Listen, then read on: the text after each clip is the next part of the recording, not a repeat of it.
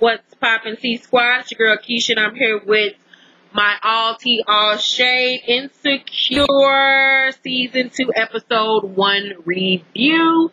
If you don't know, I'll be doing reviews on Insecure all the way up to Episode 7 this Sunday during the season finale. Afterwards, me and Monique will go live on YouTube to discuss Season 2 of Insecure.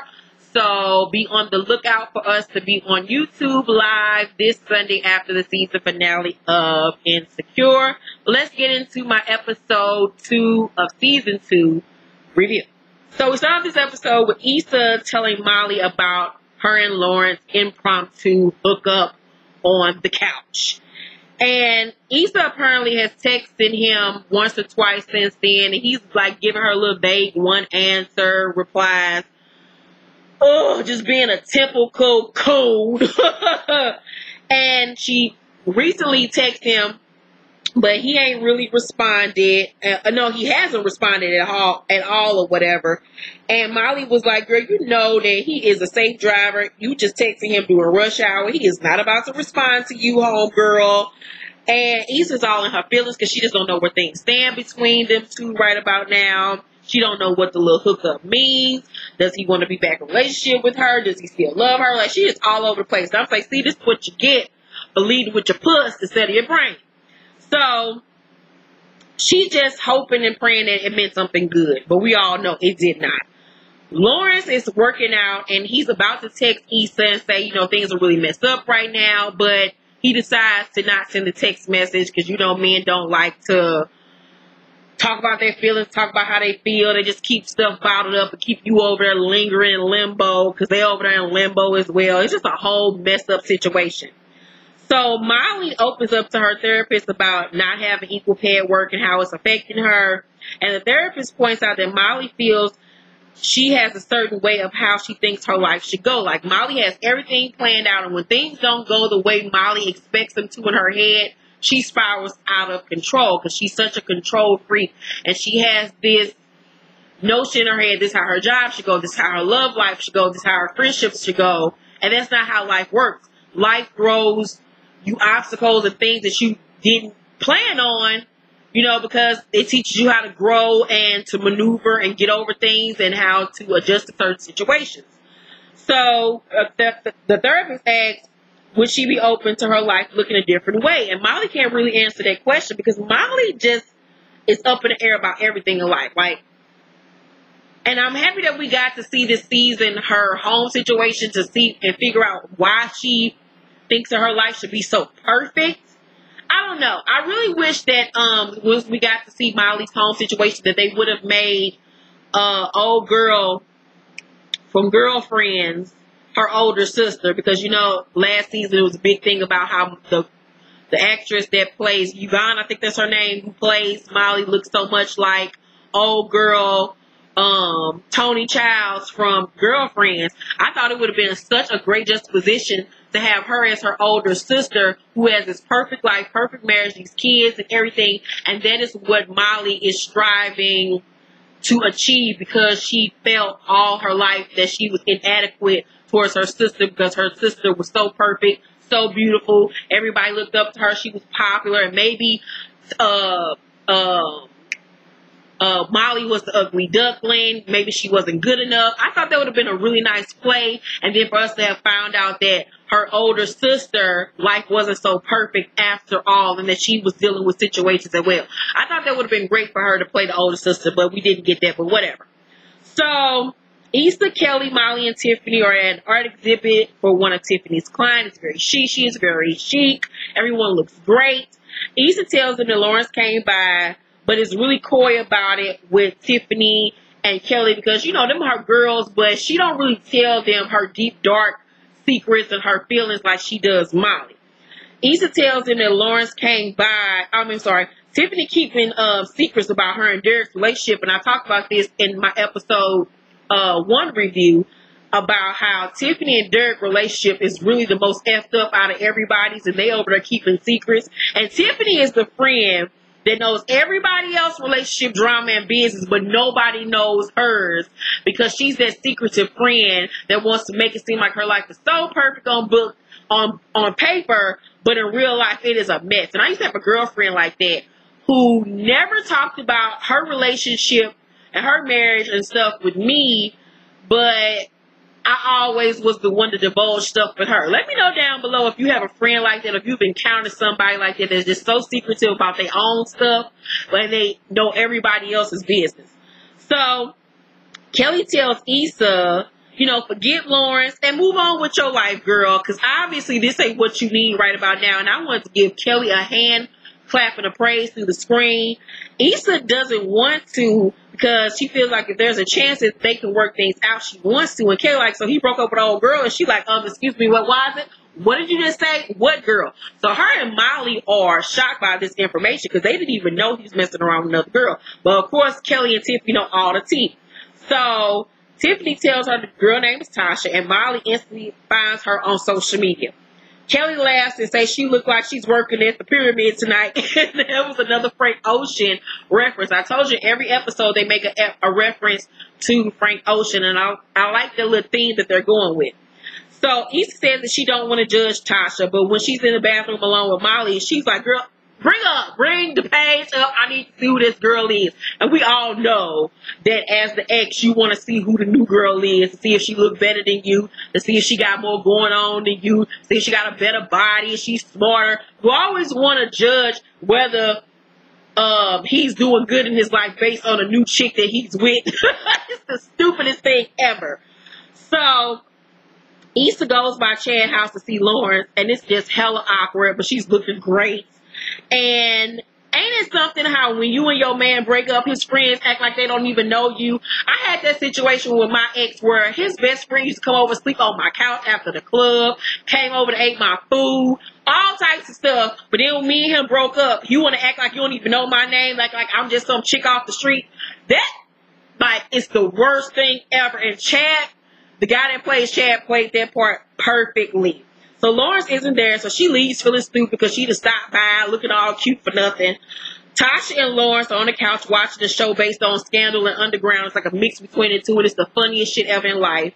Lawrence ain't mentally there because he's thinking about what he did and how he's going to tell Tasha about it. So Tasha brings up inviting him to her family picnic. And, you know, she's all nervous about it because she don't really know where they stand, and she's not asking a question that needs to be asked. And he just all of a sudden blurts out and tells her that he slept with Issa. And her feelings to her, she's shocked by this news. And she asks if he's still in love with her. He says he don't know. And she's like, you know what, you need to leave. And I was like, about time she got a backbone. Tasha, come on. So Issa is brushing her teeth and looks down at her phone. And of course on her phone is a Frank Ocean screensaver. Another reference to Frank Ocean. And then she opens up her phone, and it's on Tasha's IG page. And she's trying not to go stalker crazy and go through this girl's page, but it's inevitable. So Molly gets the info on her boss being at a hockey game so she could beat her, so she could schmooze and, you know, really get in good with her bosses because she wants to raise and she wants equal pay. So Issa and Frieda go to Principal Gaines about helping We Got Y'all. And I know Issa Rae gave him the name Gaines, the last name Gaines, because I'm just knowing she's a huge fan of A Different World and Mr. Gaines from A Different World. Because every time she just says Principal Gaines, Mr. Gaines, makes me think of Mr. Gaines from A Different World. So Principal Gaines agrees to help, but makes a racist joke about Mexicans building a wall in front of them. And they looking like, did this man just really say that? And I'm like, yes, he did, girl.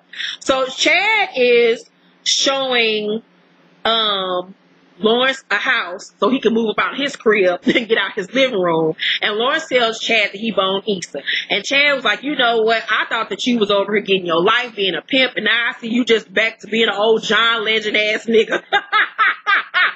That was a great line. So Chad points out that Issa came by to see Lawrence and that she was looking real good. And you know that make you feel good when your man friends be like, yo, shorty looking real right about now. Hope you made the right decision by bouncing. So Chad is flirting with the realtor. And I'm like, ain't he supposed to be getting married to his little fictional fiance that we still ain't never seen on camera? Like, I can't stand Chad. So Frieda can't get over Mr. Gaines' racist joke, but Issa ain't tripping. She's trying to look past it. She's just trying to get this job done.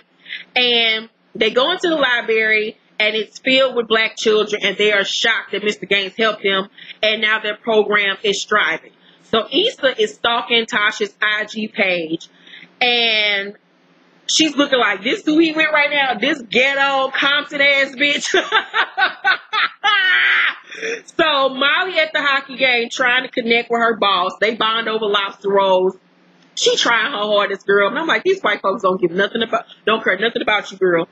Mr. Gaines tells the Latino kids to speak English because they don't speak Espanol. No, none of that Spanglish around here. Issa and Frieda over here, and Frieda is offended by the comment, and Issa shrugs it off again because he helped with the program. And Frieda, you know, I love Frieda's character because Frieda is like Issa's conscience, and she says, you know, would her feelings be the same if he said those things about black kids? And Issa know dang on well she would be having a fit if he was saying that about black children. And it's wrong for him to treat the Mexican and Latino students at this school the way that he does. So Issa says her neck is on the line and that she's going to make it work no matter what, because she ain't about to lose her job because you want to be over her acting like you on the Freedom March. So she thanks Mr. Gaines. Of course, Frieda is pissed off by this news, and she just walks off. She's like, girl, okay, I'm more woke than you right now. So Issa thanks Mr. Gaines for his help, and he makes another racial remark about the Mexican and Latino students, and she just standing there looking stupid. At work, Molly brings up the lobster rolls to her boss, but ends up looking stupid once again because he like, girl, I didn't actually take that home. What I look like? Like, no. So Tasha's stalking, Issa's stalking Tasha's Facebook page and sees that she works at the same bank that Lawrence banks at. So she like, hold up. Hold up. No, this fool didn't. So she the next day goes to the bank and sees that it's right next door to the Best Buy he used to work with. And I'm telling you, I would have showed up at Lawrence's job like, no, you didn't. No, you didn't. We would have been fighting, honey child. Yes, we would have, because that lets me know that this ain't no new-ish. You was having an emotional affair on me, and I had a physical affair. But you was having an affair as well. It was just emotional, sir. Or he's sitting up here trying to act like he's so innocent. He just as guilty as Issa was. He was emotionally having an affair with Tasha. She just physically had one. So stop it, Lawrence. So Issa daydreams about punching Tasha in the face and telling her that she got jalapeno popped. That was funny. So Lawrence runs into Molly during his lunch hour. It's hella awkward between them. Molly asks how he is. She tells him Issa's messed up over that situation. He like, so Anna. She like, stop it. You know she's not a cheater. She still loved you. And would you ever think about taking her back? Then we see Issa in the car as Tasha and her co-worker walk by, and she hiding in the car. It's just cringe-worthy, but it's so good. Molly calls her, and we learn that she actually went to the little food truck area on purpose to run into Lawrence for Issa. And I'm like, that's a true friend, because Issa and Molly are so me and Monique. I'm Issa, Molly is Monique is Molly all the way. So Molly tells her that Lawrence said he was done and that he found a new apartment. Issa trying to act like she cool with it, like it's all good, but we all know that she really is dying on the inside. Molly talks to Hannah, her old co-worker, boss, or whatever, and offers her help with any assistance on any cases, and Hannah agrees. Molly over here making moves. She like, if these crackers ain't gonna pay me, I'm gonna get paid somewhere else. So Lawrence goes to see Tasha and apologizes, and he tells her that him and Issa are over. And Tasha's trying to be strong. She's like, I got the rice roni on the stove. I ain't about to be fooling with you in this mess. But of course, she falters, and she like, you hungry? And of course his hungry ass is hungry, because you know he ain't got no food. So they go in the house and they eat. And I was like, girl, you supposed to be stronger than Tasha. But you know, she weak when it comes to him, because he laid that pipe down on her. And she look at him like he God, like he Jesus. And Issa start putting her things on Lawrence's side of the closet. And that's when you know it's over. When you get to situate shit around and you realize this food ain't coming back. And then she moves to the center of the bed, because she knows that his side of the bed ain't going to be filled no more. And you know, Supermodel by SZA is playing, and the lyrics was just so great for this theme, because, you know, SZA is saying, you know, I wish I could be comfortable with myself, by myself, but I need you, and that's how she really feels on the inside. Like, she still wants him back, she still loves him, she still regrets what happened, but I feel like it needed to happen, because their relationship was already spiraling out of control and going nowhere. So she goes on Tinder and asks the guy if he wants to, you know, smash, and that's where she's at right now. Issa's about to go into her whole phase to try to numb her feelings, to try to get past him, and instead of dealing with what she needs to deal with, she's just about to be out here hoeing. And that's what we as women do. We put on our freaking dress, we start hitting the club every weekend, trying to find something new to get under, to get over what we just left.